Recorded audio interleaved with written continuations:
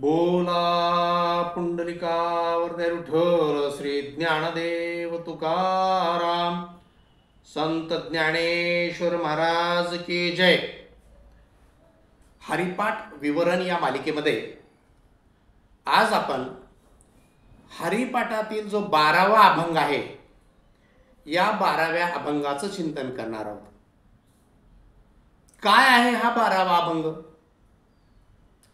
तीर्थव्रत name भावेविन सिद्धी, वायाची उपाधी करिसी जना.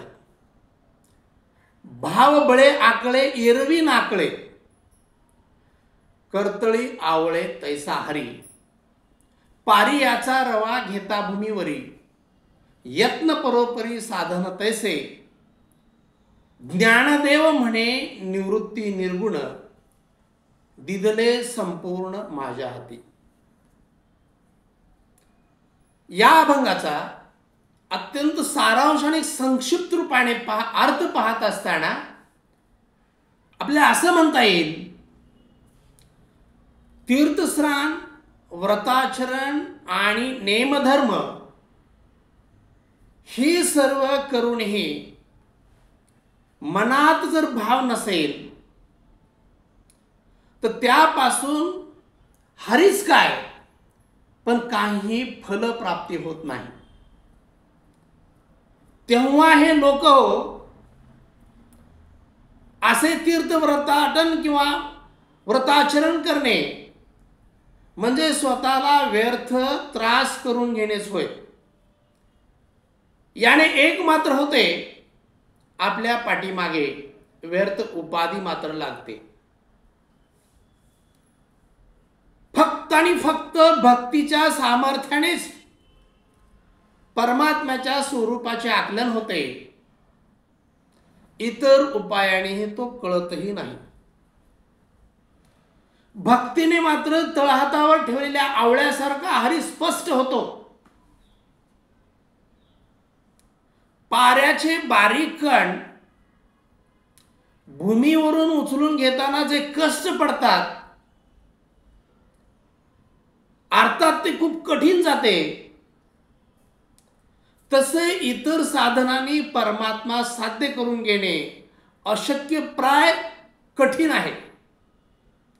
ज्ञानदेव महाराज म्हणतात, पण माझे सद्गुरु निवृत्तीनाथ महाराज याने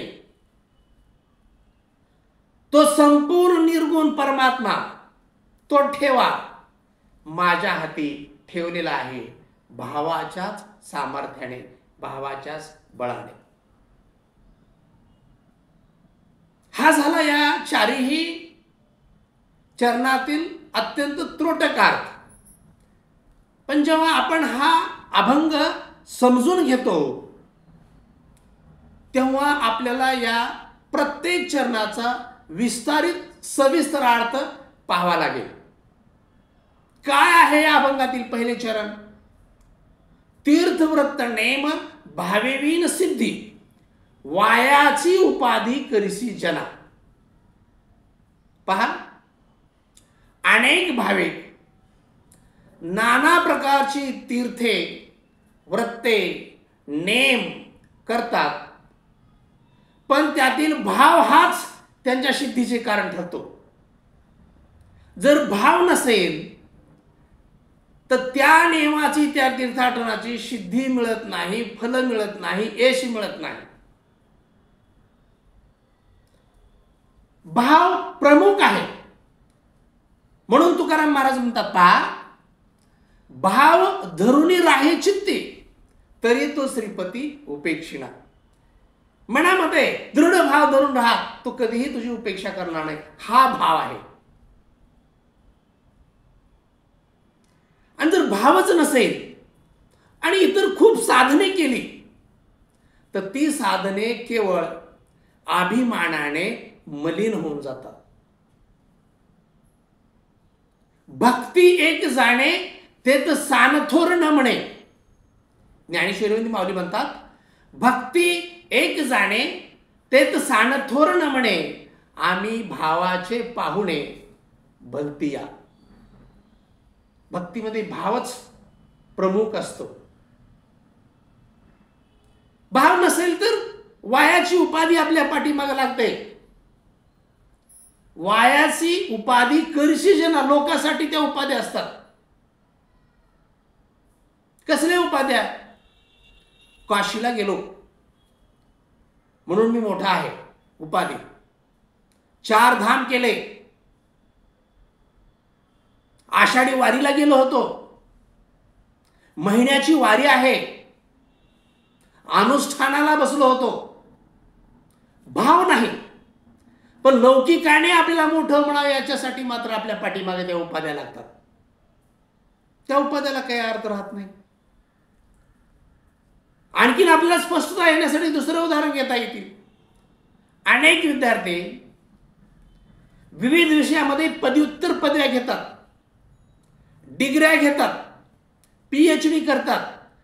पण एखादा विद्यार्थी MA इंग्रजी आहे, एखादा विद्यार्थी MA मराठी आहे, एखादा विद्यार्थी MSc गणित आहे.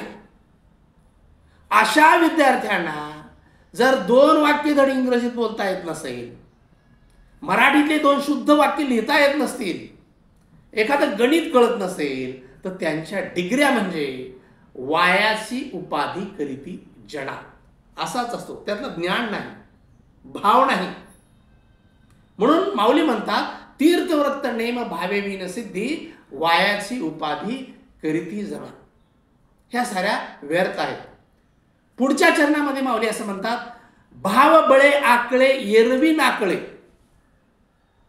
भाव बळे आकळे एरवी नाकळे, कर्तरी आवळे तैसा हरी. येथे भावाला बळ म्हटलेलं आहे. पहा, सर्वात मोठं बळ कोणचं असेल तर भाव हे बळ आहे. ज्याचा भाव दृढ तो बलवान. भावापुढे बळ नाही कोणाचे सबळ. पहा, भावापुढे बळ नाही कोणाचे सबळ. एकनाथ महाराजांनी तर फार सुंदर सांगितलेलं. पहा, भावाचं सामर्थ्य काय काय आहे. काय म्हणतात भागवतामध्ये एकनाथ महाराज? एत भावार्थ हे भ्रांती फिटे. भावार्थाने भ्रांती फुटून जाते म्हणतात. भावार्थ ते विकल्प तुटे, भावार्थ ते देव भेटे, भावीला ठाई. पहा भावाचं सामर्थ्य. भावार्थ तरी तीर्थ फळे, भावार्थ ते तत्व कळे, वैकुंठीचे भाव बळे, पाहुणे येते स्वात्मुख. त्या वैकुंठाचे पाहुणे देखील भावबळावर आपल्याला करून घेता येतात. तो भावाच्या बळाने चाकळतो. आणि भाव ही प्रेमाची पहिली पायरी आहे. भाव आणि प्रेमाचं उदाहरण द्यायचं असेल तर आपल्याला गोपिकांचं उदाहरण याच्यापेक्षा सुंदर उदाहरण दुसरं सापडणार नाही. सर्व गोपिका श्रीकृष्णाच्या भावामध्ये, प्रेमामध्ये, भक्तीमध्ये विलीन होऊन जातात. हृदयात श्रीकृष्णाला विराजमान करू अखंड श्रीकृष्णाचं नामस्मरण, चिंतन आणि त्याच्या चरणी भाव. मग या भावात विषय असतो का? या भावात वासना असते का? त्यांचा विषय, त्यांची वासना, त्यांची ओढ ही सार काही तो हरीच होऊन जातो, तो कृष्णच होऊन जातो. विषय तो त्यांचा झाला नारायण. न आवडे जनधन माता पिता. हा भाव. या भावासाठी सापडे हा देव भाविकाच्या हाती. ज्याला भाव आहे त्याला देव सापडतो. बा सापडे हा देव भाविकाच्या हाती. शहाणे मरती तरी नाही. शहाण्याला मेले तरी त्याला तो देव सापडत नाही. आणि भाव कसा सापडतो, देव हा कसा सापडतो, तोही तळहातावर धरलेल्या आवळ्याप्रमाणे स्पष्ट आणि स्पष्ट.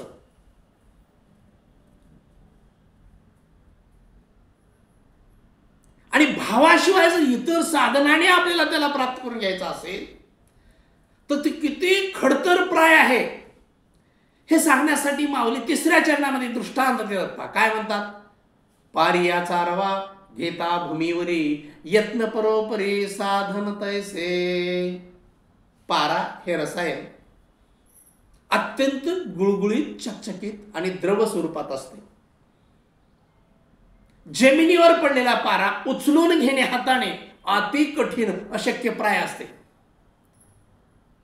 या पारा असलेल्या द्रवाला अति चकाकी गुळगुळीतपणा असतो. त्याला उचलण्याची प्रयत्नाची पराकाष्ठा केला तरी तो हाताने उचलता येत नाही. तसेच भाव वाचून इतर कोणत्याही साधनाने हरीची प्राप्त करून घेणे अत्यंत कष्टप्रद आहे, अवघड आहे, अशक्यप्राय आहे. इतर साधनाने हरी प्राप्ती करून घेण्यासाठी प्रयत्न करणे म्हणजेच जमिनीवरचा पारा हाताने उचलून घेण्याचा प्रयत्न करण्यासारखं अवघड आणि कष्टप्रद आहे. म्हणून माऊली म्हणतात, पारियाचा रवा घेता भूमीवरी यत्न परोपरे साधन तैसे. इतर साधन म्हणजे अशा प्रकारचं आहे. आणि शेवटच्या चरणामध्ये ज्ञानेश्वर माऊली असं म्हणतात, ज्ञानदेव म्हणे निवृत्ती निर्गुण दिदले संपूर्ण माझ्या हाती. ज्ञानदेव महाराज आपले गुरु, आपले सद्गुरू श्री निवृत्तीनाथाच्या चरणी अत्यंत विनम्रता धारण करून बोलतात. ज्ञानदेव महाराज आपल्या गुरुला निवृत्तीनाथांना निर्गुण म्हणतात. निर्गुण म्हणजे गुणरहित नाही, तर सर्व गुणातीत तो निर्गुण. गुणात असूनही गुणात बांधले न जाणे हे निर्गुणाचे स्वरूप आहे, निर्गुण तत्वाचे स्वरूप आहे. ज्ञानेश्वर महाराजांनी आपल्या गुरुविषयी किती श्रेष्ठ भाव व्यक्त केलेला आहे पहा. सदैव माऊली आपल्या ज्ञानेश्वर महाराजाचा, आपल्या गुरुचा उल्लेख निवृत्तीचा दास असा स्वतःसाठी करतात. निवृत्तीचा दास म्हणून ज्ञानेश्वर महाराज म्हणतात, हे जो हरी आहे, हा निर्गुण निराकार परमात्मा जो आहे, तो मला जो लाभला आहे, ज्ञानदेव म्हणे निवृत्ती निर्गुण दिदले संपूर्ण माझ्या हाती.